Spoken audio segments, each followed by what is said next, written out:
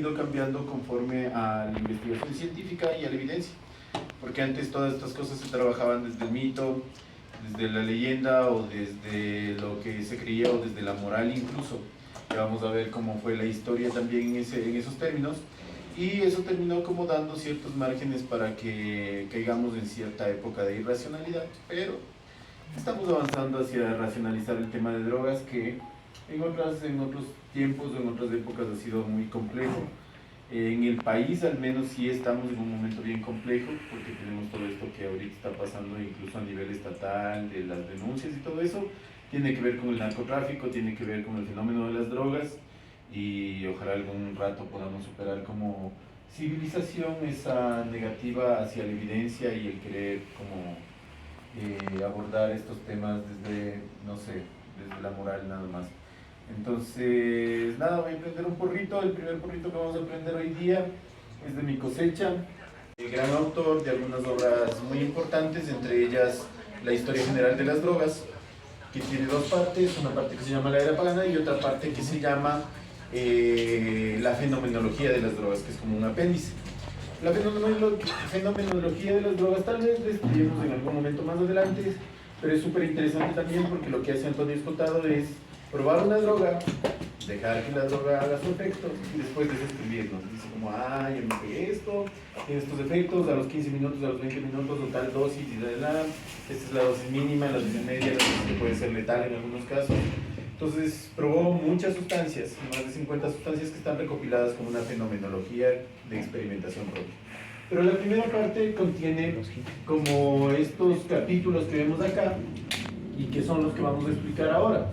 Magia, farmacia y religión, mitos y geografía, la ebriedad pagana, la ebriedad sagrada, Grecia, Roma, el paganismo y la ebriedad. Y para eso, primero, Escotado en su libro va a hacer como una breve introducción sobre a lo que nos vamos a referir. Va a ser una clasificación sobre las sustancias, digamos de una forma más actual. Y luego en paganismo y ebriedad va a ser un contexto general del resto de temas, pero abordado desde cómo se había visto la división de los consumos o de las sustancias en ese entonces. Pásale, por favor. Entonces, en la introducción, Escotado básicamente explica de estos tres tipos de drogas, ¿no? La primera es como un tipo, muchísimas gracias. ¿Para qué te lee? Perfecto, tenía cerveza también. Siempre se puede hacer un mix. Oh, wow. Entonces, están primero las depresoras del sistema nervioso central, ¿no es cierto? Que generalmente son sustancias que nos ayudan a alcanzar paz, o nos ayudan a meditar, o a relajarnos, o también provocan ya, digamos, otros estados como la analgesia, como el alivio del dolor, ¿no es cierto? O incluso llegan a ser algunas sustancias que, por ejemplo, llegan a ser ya hipnóticas, o también somníferas, que también las hay, ¿no es cierto? La segunda son las sustancias estimulantes del sistema nervioso central. Esas son todo lo contrario. Arriba, ¿cuál se imaginarían? Una que les tranquilice. ¿Cuál se imaginarían las depresoras del sistema nervioso central? ¿Cuál provoca paz, tranquilidad, serenidad? La morfina. Marihuana, morfina, muy bien. ¿Alguna otra? Las pastillas para dormir, muy bien. ¿Qué más podría ser? Bueno, pero son en ese estilo, ¿no? El opio, el alcohol. Bueno, pero los antipsicóticos también. El alcohol y el cannabis tienen una salvedad. ¿Ya pasaron por todo? Sí, Qué maravilla. segunda ronda. Eso es lo bueno del Pum Paz. Entonces, digamos, la segunda están las sustancias estimulantes y esas son todo lo contrario. Pero antes iba a decir algo sobre el alcohol y sobre el cannabis, eso se me iba a ir. El alcohol y el cannabis tienen dos particularidades. Primero, el alcohol es estimulante hasta cierto momento, tiene una curva, ¿no? En cierto momento te ayuda como, sí, bacán y tal, y en el siguiente momento tú crees que estás haciendo, en realidad y no, los demás no ven lo mismo, ¿no? Entonces, en esa parte ya comienza a ser depresora del sistema nervioso central. El cannabis, en cambio, tiene variedades como índica y sativa.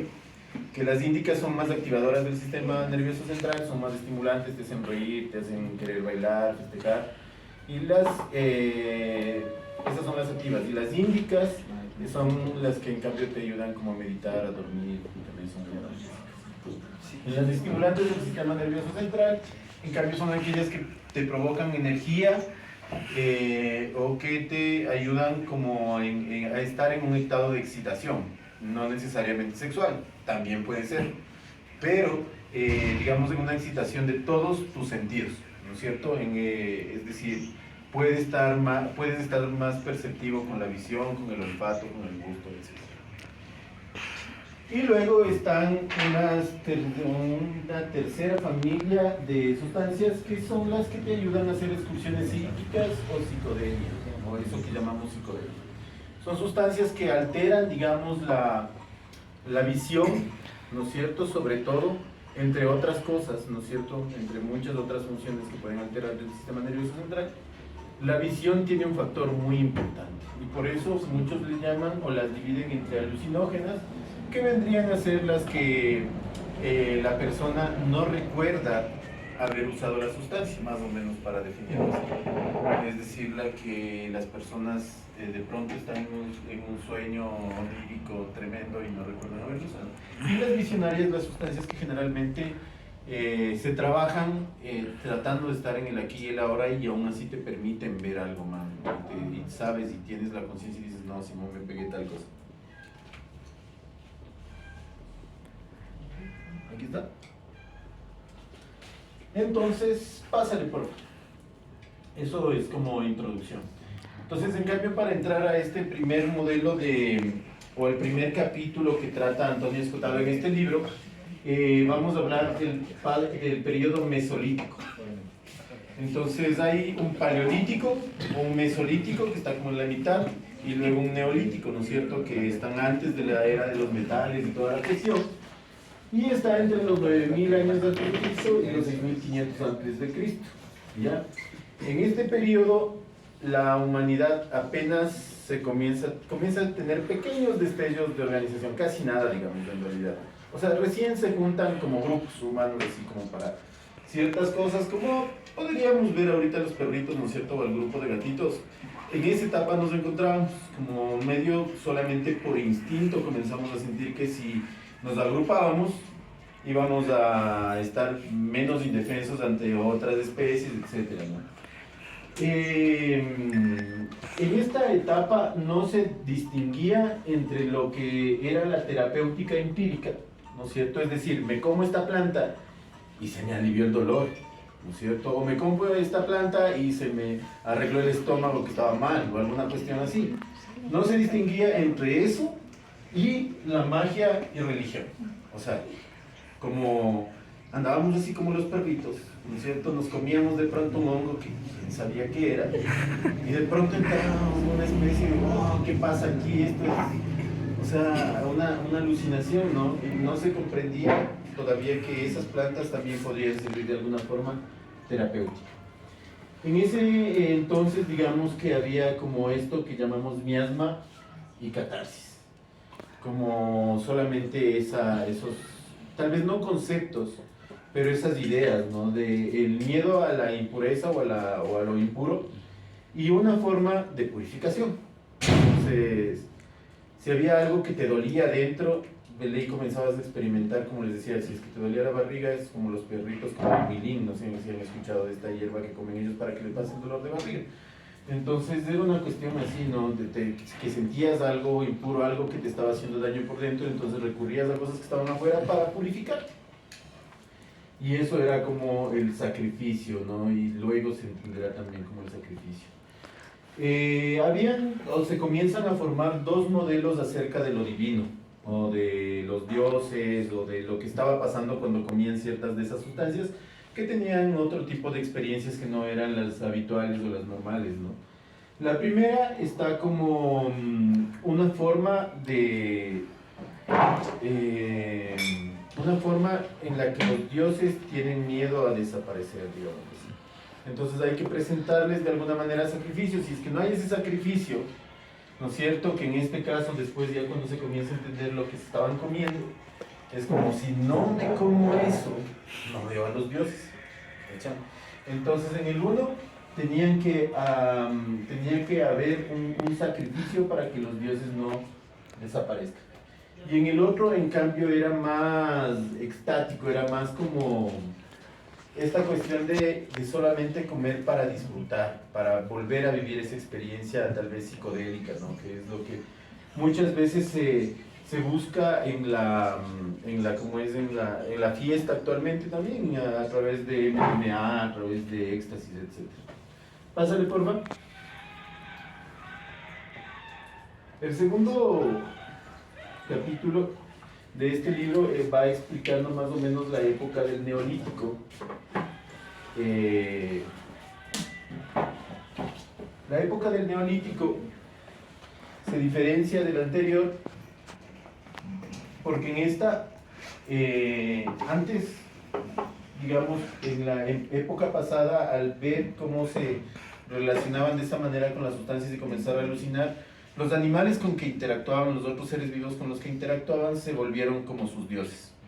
Entonces, en esta etapa, en cambio, se cambia. Esto es de la solatría anterior hacia la fecundidad.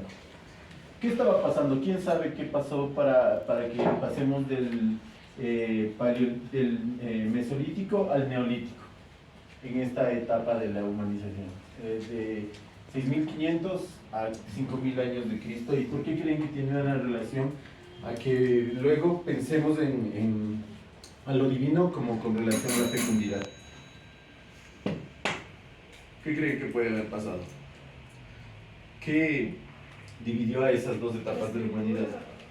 No, la escritura vino después todavía. La agricultura. La agricultura, exacto. Perfecto. Por eso puedes prender el segundo polo. Este es de CBG, entonces está bien rico, igual no va a volar mucho más arriba. Entonces la agricultura, perfecto, ese es un tema súper importante que le pasó a la humanidad. Antes de esta etapa solamente éramos recolectores de estas plantas, de estos frutos, que de pronto nos los encontrábamos en el camino mientras peregrinábamos por ahí sin saber hacia dónde íbamos. Y pasamos de entender que recogíamos esos frutos, muchos de ellos semillas, y de pronto más allá, con la caminata y la excursión, esos iban a comerse, pero algunos de esos se caían. Y se dieron cuenta que de nuevo germinaban, ¿no? Que después, de pronto comenzaba a salir otra planta que producía otros frutos de los mismos que ellos necesitaban para comer. Entonces dijeron, bueno, repitamos esto, y de pronto esta cuestión de la agricultura, de poner estas semillas, de estos frutos que consumimos en suelo, nos va a servir para tener mayor alimento. Entonces ahí comenzó la idea de lo divino como de la fecundidad en relación a la tierra, ¿no? Comenzó una adoración a la tierra, por ejemplo, el hecho de entender que a través de la tierra podemos alimentarnos, a través de la agricultura. Entonces, esto pasó, ¿no? de que solamente no entendamos estas otras lógicas de la ingesta de sustancias, a comenzar a relacionarlas con algo, a comenzar a atarlas simbólicamente con algo. Entonces ahí se dice que en realidad también incluso la agricultura es la genealogía de la farmacología, porque como ustedes sabrán, o si no lo saben, la mayoría de medicamentos que nosotros consumimos o que la humanidad consume son extraídos de principios de plantas, ¿cierto? Entonces después incluso se han sintetizado y se han elaborado químicamente, pero vinieron de encontrar esas respuestas en la naturaleza. Eso le daba más idea todavía de divino, de que podía curarte, no solamente alimentarte el planeta, sino también curarte, ¿no? Lo que le daba más características de lo divino. Ahora, al sembrar, antes dependíamos de que encontremos fruto. Si encontrábamos, sobrevivíamos. Si no encontrábamos, pues nos moríamos de hambre, moríamos de inanición. Tribus enteras desaparecían y se detenían ciertas partes evolutivas, ¿no? Pero cuando encontramos esa lógica de, se me cae el granito y sale otra planta y puedo cosechar más de lo que yo tenía, y si pongo 20, vamos a tener 20 plantas y vamos a tener más frutos, Y si ya ponemos una cuadra, pues muchísimo más. Y cuando ponen una cuadra y hay muchísimo más y excede, por ejemplo, digamos que todos nosotros tenemos que comer. Nos organizamos para sembrar una huerta y un momento llegamos a estabilizar y decimos, ve, la huerta nos alcanza para comer a nosotros. En el momento en el que sobrepasamos y hay un excedente y decimos, oigan, no solamente que alcanza para comer nosotros, sino que hay como para vender, por ejemplo, ¿cachai? Hagamos sándwiches, entonces alguien se vuelve chef y hace sándwiches para comer. Eso es lo que pasó en esta etapa también, ¿no? Existía un excedente de producción por la agricultura, lo que significaba excedente de tiempo para alguna gente. No tenías que dedicarte ya todo el tiempo a salir a cazar, a recolectar, sino que tenías el alimento ahí en tu huerta, y eso generó profesiones, o lo que ahora podríamos llamar profesiones. Especializaciones, uno se dedicaba más a volverse como guía espiritual, ¿no es cierto?, con estas plantas, entonces apareció el chamán. Otro se encargaba como a ver cómo estas plantas podrían sanarnos nada más, así. Entonces fue como el médico. Ya vamos a ver, porque en algunas sociedades sí se separan, ¿no? El chamán no es del médico, solo el guía espiritual. En otras sociedades el chamán es el médico y también es el guía espiritual, las dos cosas. Y esto, digamos, en esta época hay mucha historia ya y también investigación, incluso algunas hipótesis de que está relacionado a la experimentación con la manita muscaria. ¿Sí saben cuál es de la manita muscaria? ¿Sí cachan? ¿Quién no cacha? Alguien levante la mano que no cacha. Ya, no cachas, no cachas. La manita muscaria es del hongo de Mario Bros. Es del hongo de tallo blanco grueso con campana roja y puntitos blancos. Ya, la manita muscaria es un hongo psicoactivo muy poderoso, incluso es altamente tóxico también. Hay que tener una dosis muy cuidadosa, porque si comes de más sí te puedes enfrentar incluso a la muerte, ¿no? Entonces, la manita muscaria aún así es muy psicoactivo y muy visionario. O sea, sí te puede ayudar a ver cosas que no están ahí, o a que la realidad cambie frente a tus ojos. Y hay una teoría que es la de Terence McKenna, que habla de la teoría del mono drogado. Y es una de las teorías que se postula en Estados Unidos como parte de la evolución, ¿no? Porque hay algunos teóricos que plantean, por ejemplo, que las proteínas hicieron que se desarrolle más el cerebro humano y que eso ayudó a que lleguemos a la conciencia. Es decir, a que nos preguntemos, oye, ¿qué chucha hago aquí? O sea, ¿y por qué lo estoy pensando además? Tengo esa capacidad de razonar, de todo eso, de verme a mí mismo, de que estoy aquí en este tiempo-espacio, ¿no es cierto? Eso nos distingue de otros seres vivos.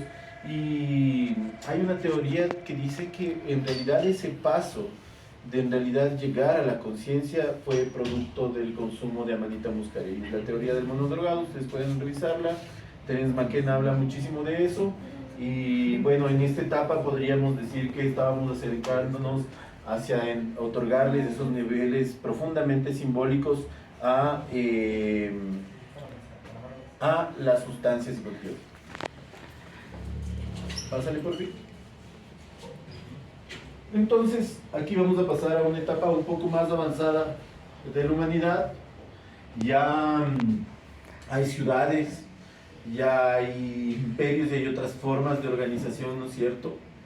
Y, por ejemplo, vamos a hablar de Mesopotamia, Egipto, Israel, China, y podemos ver ahí más o menos las épocas, ¿no? 3500, 2300 antes de Cristo, 1900 antes de Cristo, acá también 1300 antes de Cristo, todos como antes de Cristo, ¿no?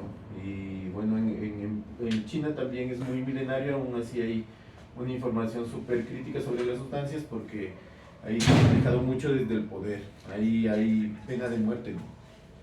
Entonces te encuentran con un porrito, puedes enfrentarte a pena de muerte. En Mesopotamia, una de las civilizaciones más antiguas de la humanidad, hay rastros de que se consumió opio, cerveza, de que también en uno de estos escritos cuneiformes que se tenían, que son la base de la escritura humana, hay registros de casas de bebidas y que también existía castigo por adulteración. Si es que tú le rebajabas al alcohol con mucha agua, te castigaban. También hay registros de la medicina babilónica, del consumo de datura. ¿Quién sabe qué es datura? ¿Alguien ha cachado alguna especie de las daturas? Es muy popular en los patios de Quito. Anda por ahí en muchos jardines. No. El San Peter. Las daturas son unas especies de flores que andan por ahí por todo Quito y que son bien psicoactivas también. Es la Morning Glory, como se le conoce. No. No, otra. ¿Cuál campana?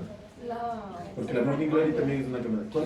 El floripondio, exacto. Se pegaban floripondio.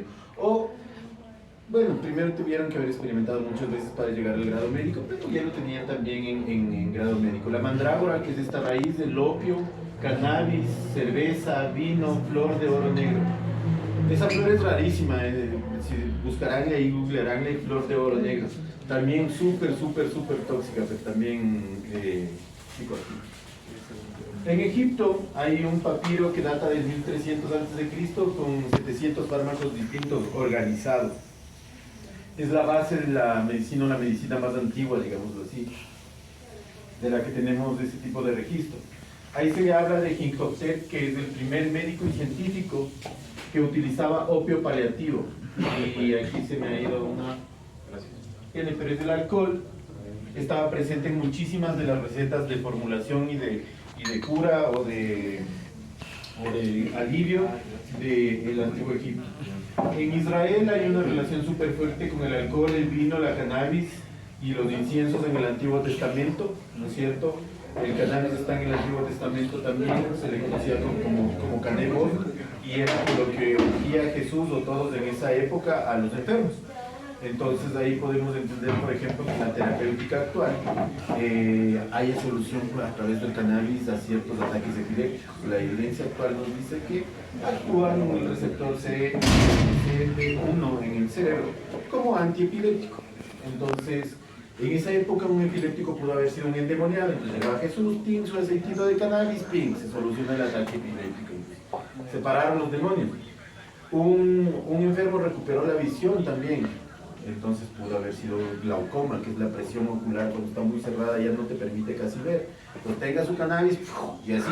Hay muchos ejemplos acerca de esos, pero la cultura israelí es muy profunda en su relación con el cannabis, no por nada. Actualmente también Israel es la punta de la investigación científica del cannabis en el mundo. En la China, como les decía, hay como una utilización súper fuerte de las drogas para ejercer el poder. ¿Por qué? Porque también hay un consenso como de castas, o ha habido siempre, o sea, al menos durante las dinastías había esta cuestión de castas, es decir, nosotros somos sangre azul, ustedes no, básicamente así como una cosa de diferenciar a la gente, ¿no? Y a la gente y a los emperadores o a quienes tienen el control no les interesa que hayan cosas como orgías, ¿no? Porque se pueden combinar y muchas veces es Qué aburrido. por eso el control de las sustancias. Porque siempre el emperador va a ser el único adulto en el imperio y el resto son tutelados, todos los ciudadanos en este caso, ya los súbditos son solamente tutelados. También es súper interesante que en el siglo XVI se habla de la prohibición del alcohol, en el siglo XVII de la prohibición del tabaco, en el siglo XVIII de la prohibición del opio, esto antes de Cristo, ¿no? Eso serían las raíces del prohibicionismo global. Vamos a pasar ahora a la época, eso es como mucho rato, si es que tienen alguna pregunta, igual en cualquier momento pueden hacer la pregunta, pueden interrumpir, no hay ningún problema. Eso, lo que vimos antes es todo acerca de como esta relación profana, digamos, que no tenía como relación con el uso sagrado. Ahora, en esas mismas épocas se puede rastrear algunas otras civilizaciones que en cambio tuvieron un uso como más sacramental de estas sustancias, que no era tan así, digamos, como terreno, ¿no? Una de las grandes, digamos, expresiones es la India. Ustedes cachan que ya todo se relaciona absolutamente con deidades, con divinidades. Es más o menos como el mundo andino, ¿no? El mundo andino también es profundamente así, es como que todo, desde la montaña, el río, el árbol, el cóndor, el jaguar, el colibrí, todo es como tiene su parte de divinidad.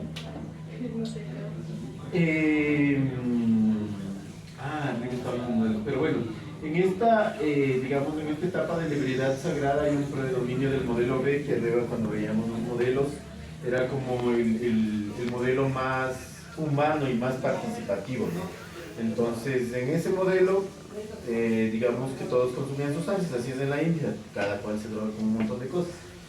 Entonces, registros de esto desde el 1600 a.C. hay una celebración al cannabis, y en específico al cannabis, no a los dioses que vienen luego con la religión védica o con el budismo, porque ahí también se le relaciona ya a Shiva y a algunas deidades de la India, pero antes, mucho antes de que existan la fundación de esas, digamos, de esas religiones, ya había una celebración al cannabis en directo. Luego con el vedismo, digamos, que eso ya es como, sí, como por el 1000 antes de Cristo. Hay algunas otras religiones de ahí que se perdieron, incluso las brahmánicas y todo, pero el vedismo tenían como tres, una trinidad, así como Padre, Hijo, Espíritu Santo, más o menos. Entonces eran Indra, Agni y Soma. Indra era como el héroe de todo. Agni era como el sacrificio, como la deidad del sacrificio. Y Soma era una bebida ritual, era un ser al mismo tiempo, y al mismo tiempo era una bebida que se tomaba Indra, para ser valiente. Luego, cuando ya llegó el budismo, más o menos en los 600 antes de Cristo, digamos, no fue, al tener todos estos antecedentes en esa península, para el budismo no fue fácil aceptar también el uso de otras sustancias, porque vieron como a estas sustancias como herramientas o mecanismos para la meditación o para algunas otras de sus prácticas. En Irán, el libro sagrado, como aquí decir la Biblia, o en Occidente la Biblia, es la Avesta. Y ahí, digamos, Zaratustra o Zoroastro, como se le conoce ya, habla también de, así como acá arriba se hablaba del Soma, habla del Ahoma, que es básicamente el mismo sentido, pero ahí se tiene más registros de cómo se utilizaba este Ahoma. Y es también Amanita muscaria. Es también como esta sustancia que ahí es una cosa rara, o sea, no sé si han escuchado de la manita muscaria, pero generalmente más que comerla directamente, incluso lo que hacen es como tomar las orinas del reno que ha comido la manita muscaria. La cuestión es que la muscarina, que es el principio activo, sobrevive a la orina de cualquier ser, digamos, animal humano o no humano que se coma. Entonces en esta religión es súper loco porque lo que hacen es como un tipo de orinoterapia, pero no son flores. terrenos sino de sacerdotes. Entonces tomaban como la orina del sacerdote y se volaban. Es muy loco, ¿no? Tostado. En el Abya Yala, o también después conocida como América, existe una riqueza impresionante en plantas psicoactivas. Se habla de, al menos de esta parte entre Centroamérica y hacia el sur, se habla de cómo es el meridiano psicotrópico. Y es porque estamos atravesados por muchas condiciones naturales que permiten que haya una biodiversidad súper gigante, ¿no? Tenemos el Amazonas y el Yasuní, por ejemplo, que son territorios mega diversos. Decían que en un solo árbol del Yasuní podría haber más especies de escarabajos que en todo Estados Unidos. Entonces somos un lugar que tenemos una mega diversidad, y las selvas que tenemos todavía en conservación tienen un gran potencial no solamente psicoactivo, sino también farmacéutico, ¿no? Ahí existen posibilidades de investigación ahí. Los abuelos y abuelas de allá dicen que ahí están las respuestas a todas las enfermedades, ¿no? Solo que hay que buscar un poco más. Hay algunas culturas que se tiene registro, los olmecas, que son una de las culturas, digamos, más antiguas del siglo X a.C., que incluso fueron conquistados o desaparecidos por los aztecas. Hablan de, tenemos unos vestigios arqueológicos de las piedras hongo, ¿no? Que son unas piedras talladas con honguitos, precisamente psicoactivos del género, en cambio, psilocibe, ya no de muscaria, sino de psilocibe. Y la relación profunda con la sacralidad, que le heredan también los aztecas con el nombre de Teonanacatl, que así les llamaban a los hongos, que significa carne de los dioses. Los aztecas, además de estas sustancias que fueron posteriores ahí en Mesoamérica a los olmecas, Ololiuqui. Ahora sí, ¿quién me dice? Antes alguien mencionó a esa planta. ¿Cuál es? El que lo dice prende el tercer porro. Floripondio. No, ya el floripondio sí era el anterior, ¿no? San Pedro. No, es una campanita, como dijeron antes. Ah, Pero ya no es la del floripondio, sino es la más chiquita. ¿Alguien sí amapola. diga? No, No es amapola también. no. No la prendo yo mismo porque yo no les voy a decir. Espérate, te paso fuego. 10, 9, 8.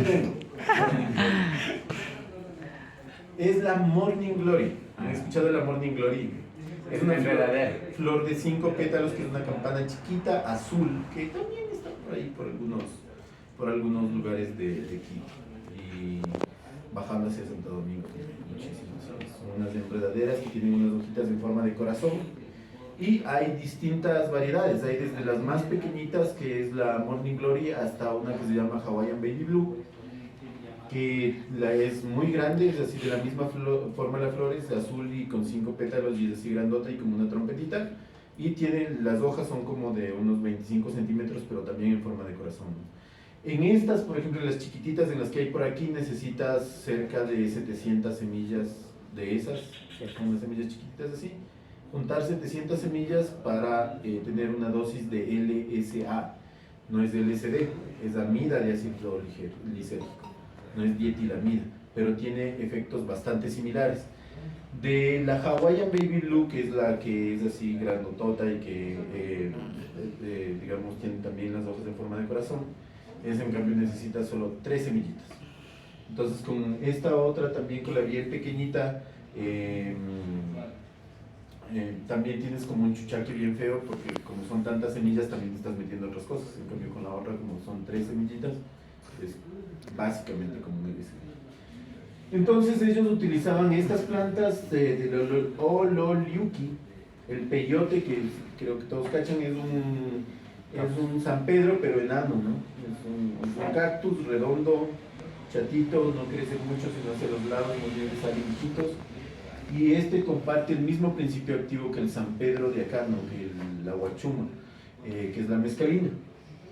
Los teonanacatl, que ya dijimos que eran los honguitos psilocibes, y el chocolate, que es el chocolate, que de ahí heredaron, digamos, ya después le pusieron Theobroma cacao, ¿no? Que es la especie científica, el nombre científico, pero desde antes milenariamente era chocolate. Y es muy loco porque ahí el chocolate, el jaguar, ¿qué más era? Hay alguna otra cosa, pero hay símbolos comunes que hay entre Mesoamérica y Sudamérica, aunque parezca que no hubo como contacto, dicen que no hubo contacto, sí hubo algo de comercio, porque incluso se han encontrado espóndilos, conchas de espóndilos que eran de aquí, de las playas de Ecuador, básicamente por Manta. Se han encontrado también en México como arqueología, ¿no? Eso quiere decir que aunque no se llegaron a dar, o sea, no se enfrentaron los incas contra los aztecas en una bronca gigantesca, por lo menos el comercio más lejano sí llegó a entender que había una cultura más grande allá lejísimos. Entonces, súper interesante, porque el chocolate también nos une muchísimo con esas culturas. Solo un dato a eso de lo del chocolate, porque hubo un descubrimiento reciente, hace unos pocos años, en donde hay un vestigio de domesticación de semillas de cacao más antiguos que incluso que Mesoamérica, que México, y son encontrados justamente en el oriente ecuatoriano. Sí, de acá es el Entonces, origen. de ley ahí hubo conexión, Sí. sí, porque sí. De ley de acá fue el cacao hacia allá. Cacha que ellos también le pusieron.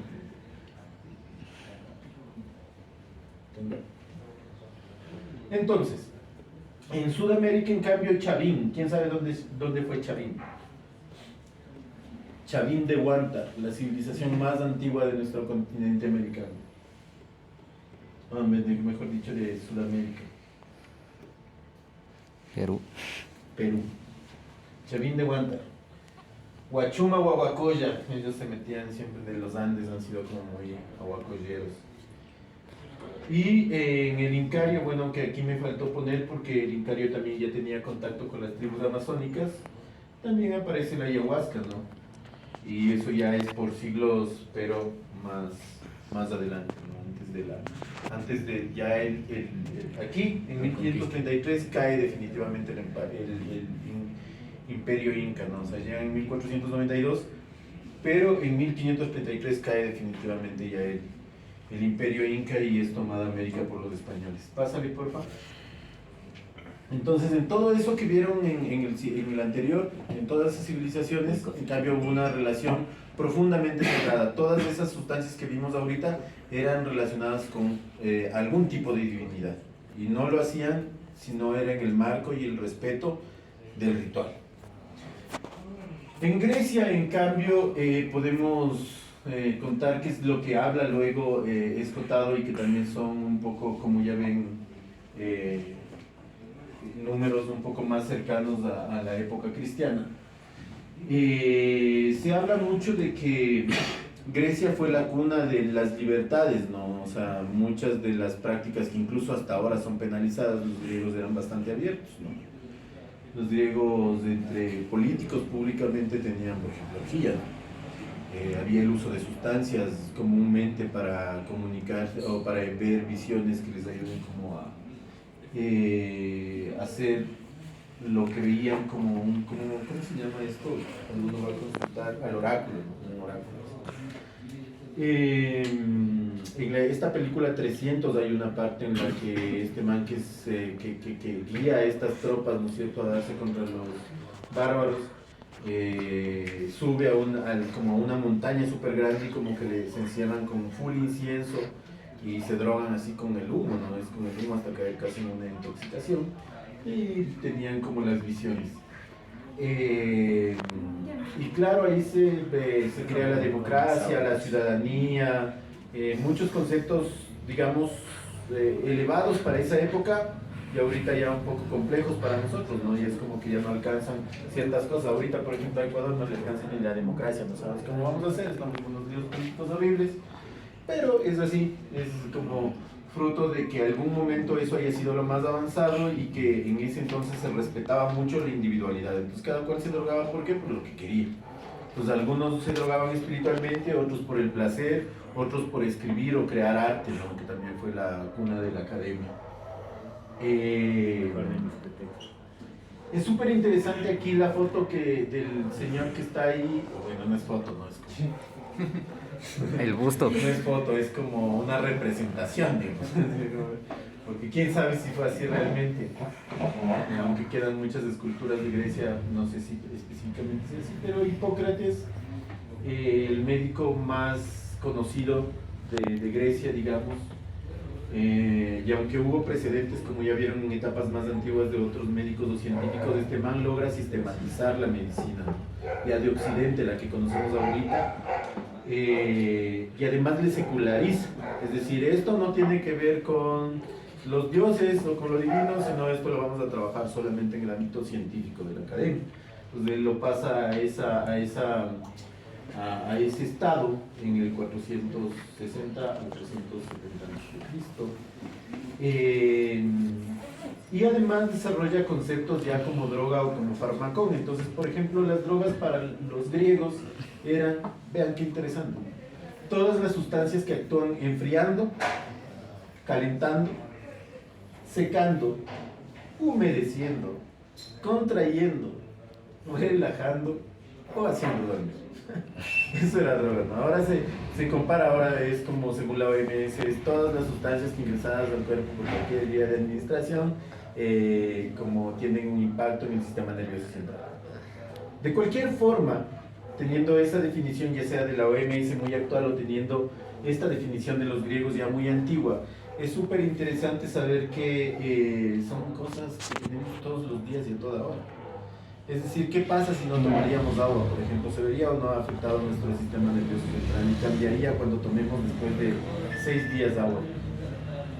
Indudablemente, o sea, nos transformaría, sería el agua más deliciosa de nuestra vida, capaz que le agradeceríamos a alguna deidad en ese momento y diríamos, puta, otra vez agüita, qué rico, toda la cosa.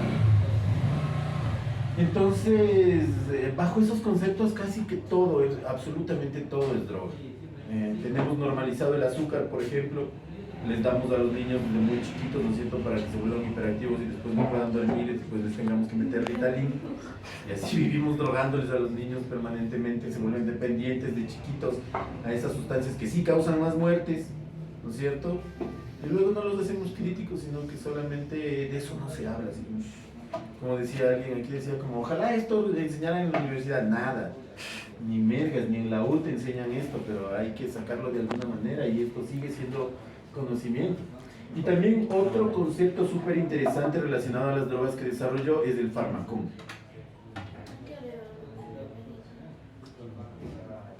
¿Qué es el farmacón? El farmacón es el aceptar que ciertas sustancias son al mismo tiempo remedio y veneno y que depende solamente de la dosis. Entonces es súper interesante este concepto. Es súper interesante también que en el siglo III a.C. ellos ya realizaban cirugías bajo el control del opio para evitar el dolor. Entonces usaban mucho opio. Sin embargo, también ya habían descubierto la cerveza, también el vino. Consumían cannabis, pero era carísimo, se los vendían los dealers de ese entonces, eran los celtas, cultivaban mucho cannabis. También utilizaban beleño, que es otra flor, y mandrágora, que es la raíz. Eurípides, que es un escritor de esa época, escribió una de las obras que se llamó Bacantes, donde hablaba sobre Dionisio y las orgías. Se han de haber escuchado de Dionisio, es este dios griego que le gusta embriagarse, básicamente. O sea, lo dionisiaco que hace referencia al placer, ¿no? Entonces el man se embriagaba y tenía orgías entre dioses, entre humanos, todo el mundo, toda la cosa. Y eso dio paso también a algo que también es otra de las raíces del prohibicionismo, que es la templanza por decreto. O sea, o te cuidas o te cuido. Así como, si no te cuidas no te encierro. Entonces habían cosas como que si ya te emborrachabas demasiado, en serio te encerraban, ¿no? Te encerraban, tenía pena de cárcel. Entonces, ¿y por qué les hago esta diferencia? Porque no era que te encerraban por tener alcohol, sino por embrutecerte con alcohol, que es distinto. Porque puedes tener alcohol, pero no embrutecerte. Y de ahí precisamente salió esta sentencia de Eurípides, ¿no? Que habla, dice, cualquier droga puede confortar a los juiciosos, pero castigará con segura demencia a los insensatos. Entonces, no sean brutos cuando se drogan. No dejen que la misma sustancia les castigue con demencia, por favor. Cuídense, hablamos mucho siempre también de reducción de riesgos y daños y todo eso, y es parte precisamente de esto, ¿no? Viene desde hace mucho tiempo filosóficamente planteándose. Esto sería tal vez una de las citas más antiguas de reducción de riesgos y daños. Es como no te drogues a lo bruto, como lo que dice Lugo y las drogas. No sé si han visto este peluche, si no lo han visto vayan a YouTube. Lugo y las drogas es un peluche amarillo que les enseña cómo drogarse. Entonces al final de sus intervenciones dice, metas lo que te metas, no te lo metas a lo tonto. Es un peluche mexicano ahí que enseña cómo drogarse para no matarse ni hacerse daño.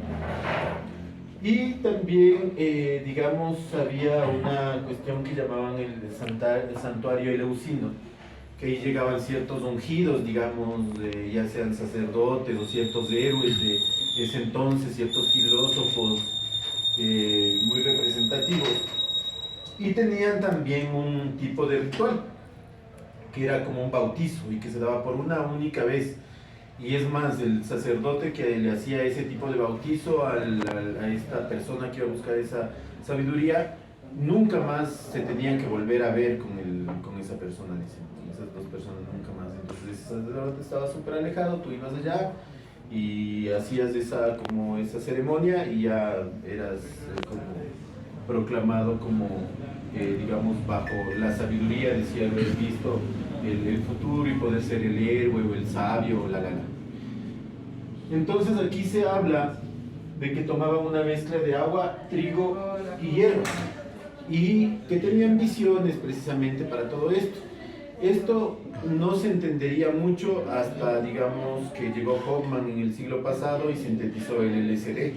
Entonces nadie sabía qué pasaba hasta ese entonces, o sea, cómo era que con agua, trigo y unas hierbas se, digamos, se tenían como alucinaciones o visiones que les permitían ratificarse como el héroe o como el sabio, como les decía, o como el emperador, o etc. Entonces todas estas autoridades importantes iban a este, digamos, a este ritual eleusino, en este santuario, y tomaban esta sustancia y de pronto tenían esas visiones. Entonces, luego cuando Hoffman en el 49 me parece, sintetiza el LSD por error y tiene estas visiones, precisamente fue buscando en el... Oh no, en el ergot. Se fue a reposo nomás, Ahí, pero... en el ergot. Ergot o cornezuelo del trigo, ¿no? De ahí es de donde se extrae el LSD. Y eso es lo que pudo haber pasado en esas épocas, pues era la forma de preparación que tenían estos sacerdotes a donde ibas a iniciarte. Pásale, por favor. La siguiente parte de la que habla, digamos, Escotado en este libro es Roma y Europa Occidental. Y como pueden ver, ¿no? Las temporadas ya son un poco más avanzadas. Los emperadores, todos los emperadores de Roma eran ampliamente usuarios de opio, vino y cannabis. El cannabis, como les decía, en esa época también, que ya eran unos siglos más adelante, también era carísimo, y también los dealers de ese tiempo eran los celtas, quienes les vendían a ellos, pero los celtas en cambio tenían una cultura relacionada al cannabis. Aunque ellos le vendían a mucha gente y le vendían carísimo, ellos tenían siempre y tenían abundancia, fumaban mucho cannabis, y para ellos no era costoso, era una cuestión que tenían o que producían. Galeno, que es el señor en cambio del cual ven una representación ahí, y es otro de los médicos famosos por administrar opio a varios emperadores, entre ellos Marco Aurelio, quien pasó 20 años con un tratamiento de opio, sin tener síndrome de abstinencia con el tratamiento que le ayudó este médico. Entonces, impresionante, porque hasta ahora no se logra tener esas cuestiones, ¿no? Es más, en Estados Unidos y en Canadá sobre todo existe una crisis súper grave con los opioides, de muchas muertes por sobredosis, y que son, digamos, planteadas o que te vuelven adictos del sistema de salud a través de los medicamentos para el dolor. Luego, cuando te quedas por alguna razón sin trabajo o sin recursos de alguna manera y ya no tienes seguro, pues vas a buscar algo con que curarte y sostenerte ese dolor, aparte del síndrome de abstinencia que ya creaste con opioides de la calle, ¿no? Y ahí desde el opio, lo más básico, pasando por la heroína, llegando al fentanilo, que es lo que ahorita en este momento ahí tiene una crisis gravísima en Estados Unidos, y que sobre todo son moléculas que salen de las farmacéuticas, ¿no? Y que nadie explica cómo terminan en la calle matando a tanta gente. Entonces este man Simón administraba opio, pero a lo bien, entonces. Es súper interesante Harta porque demencia. como Roma se cruzó, o conquistó a Grecia en lo político, en cambio Grecia le conquistó un poco en lo filosófico, ¿no? Y es súper interesante porque en Roma solo intervenían como Estado en caso de falsificaciones también, ¿no es cierto? Ya vimos otra que también era en Mesopotamia, me parece. Y que solamente ahí intervenía en realidad con la fuerza el Estado, no para, digamos, no era común a cualquier persona usuaria que le castigue por el uso de alguna sustancia. En el otro caso donde también era castigado era cuando usabas esa sustancia para matar a otra persona sin que esa persona te dé su consentimiento. ¿Por qué hablo del consentimiento? Porque en ese entonces sí existía la eutanasia como derecho. Es decir, sí se usaban ciertas sustancias para provocar una muerte menos dolorosa y tortuosa a las personas. Entonces también tenían como derecho los romanos de eso, el poder, no recuerdo cómo se llamaba, tenían un término en latín, pero que significaba como el buen morir, ¿no? Como la idea de que tienes el derecho a irte bien, como tú decides, incluso si es suicidado. o con eutanasia.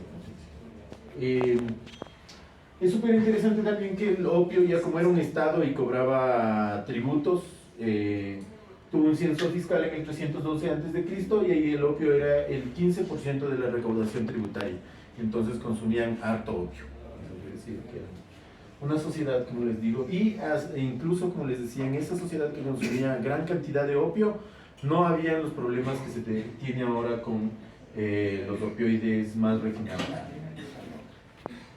Hay un antecedente en el 186 a.C. de dos gobernantes ahí que fueron Espurio y Quinto Marcio, que iniciaron una persecución contra las bacanales, que son también estos actos, digamos, en los que se consume mucho alcohol y hay muchas orgías, pero era también con la misma idea que vimos anteriormente en los griegos, de que de que sea un sistema de castas y que no se puedan mezclar los unos con los otros en estas orgías.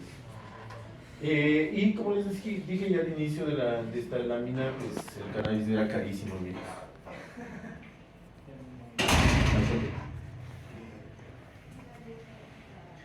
Esto, digamos, ya es el capítulo con el que cierra Escotado este libro, que es la historia general de las drogas, y habla de paganismo y ebriedad de una forma más amplia, como les decía.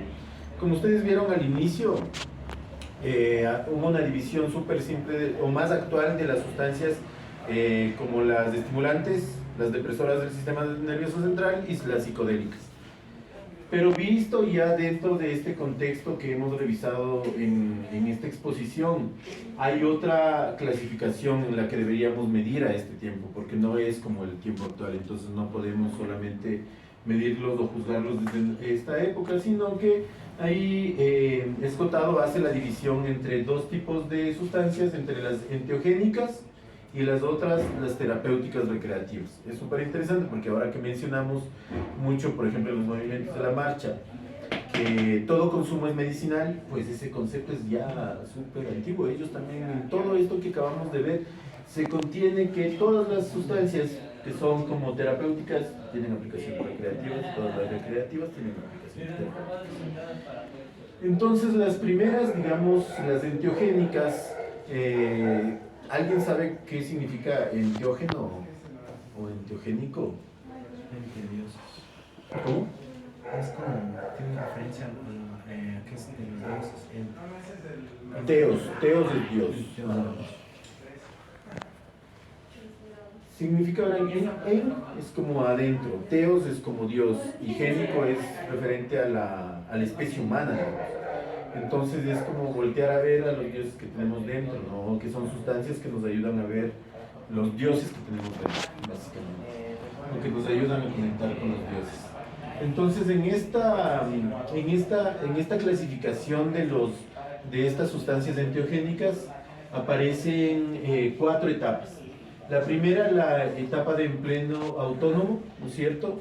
Que sería como habíamos visto como en el mesolítico, como en la etapa mesolítica de la humanidad, y que solamente era de flores que estaban cercanas en los territorios.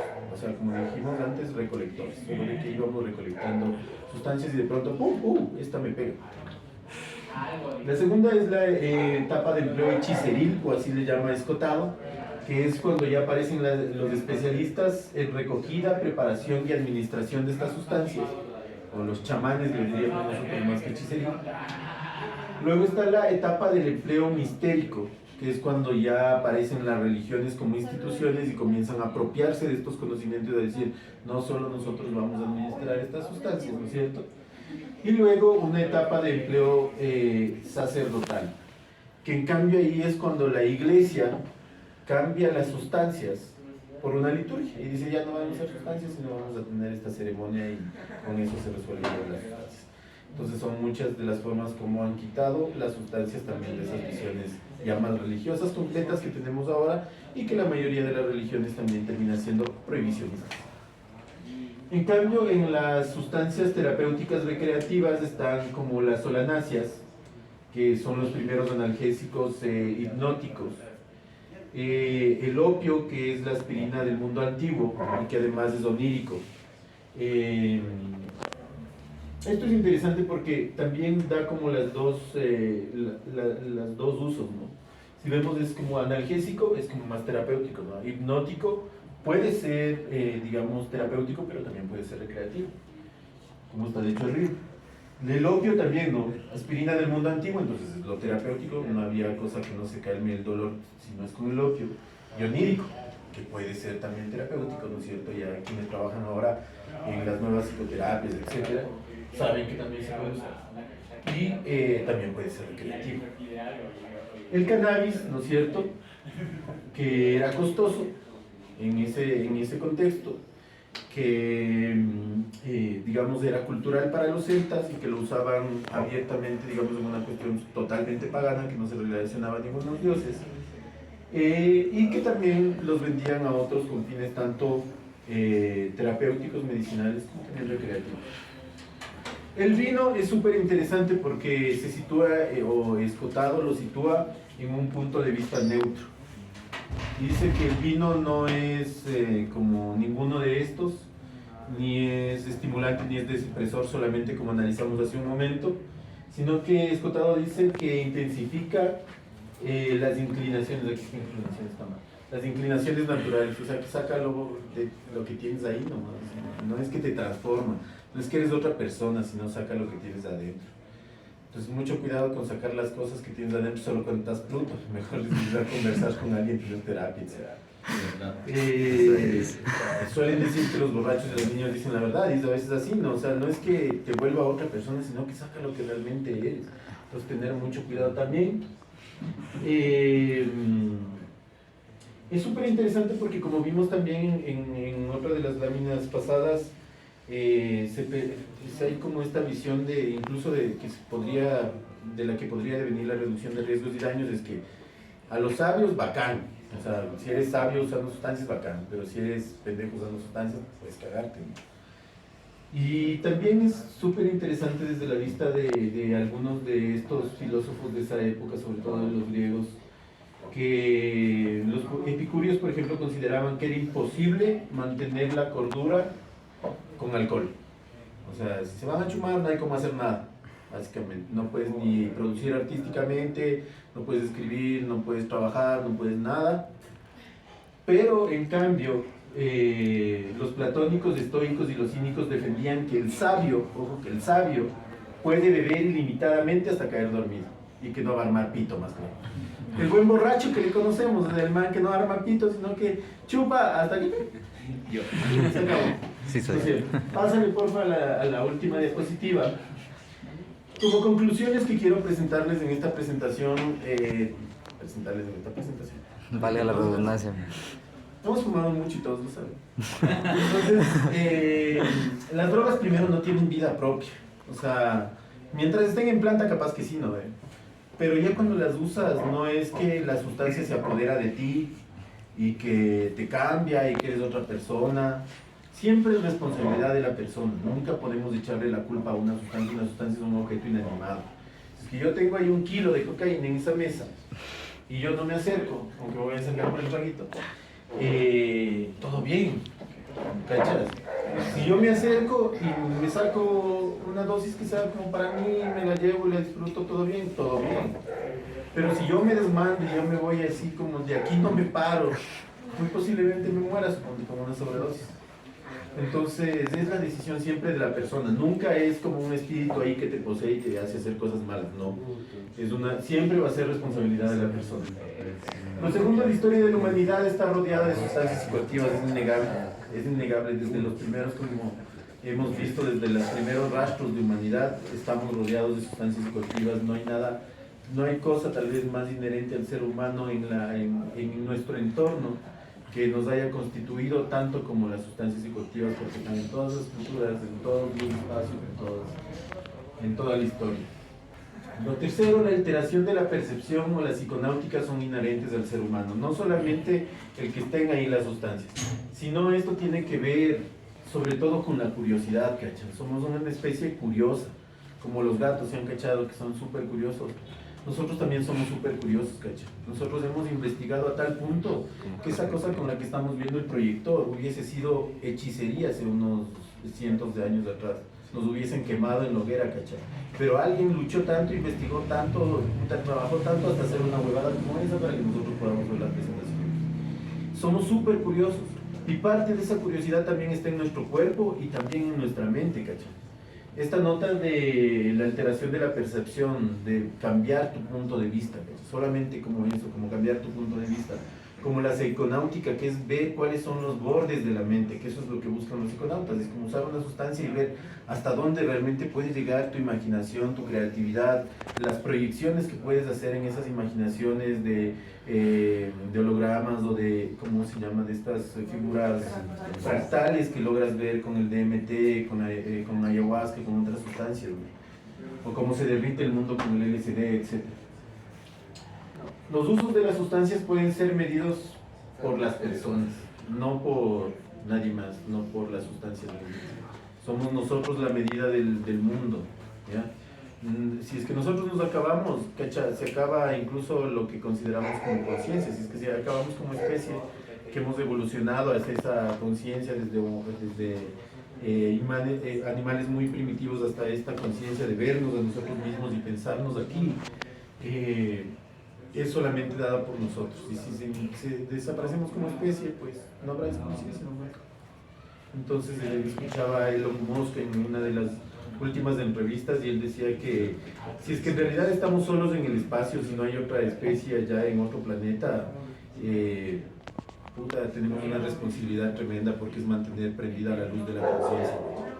Es que en todo este universo es muy importante, pero también súper frágil. Somos súper frágiles como especie.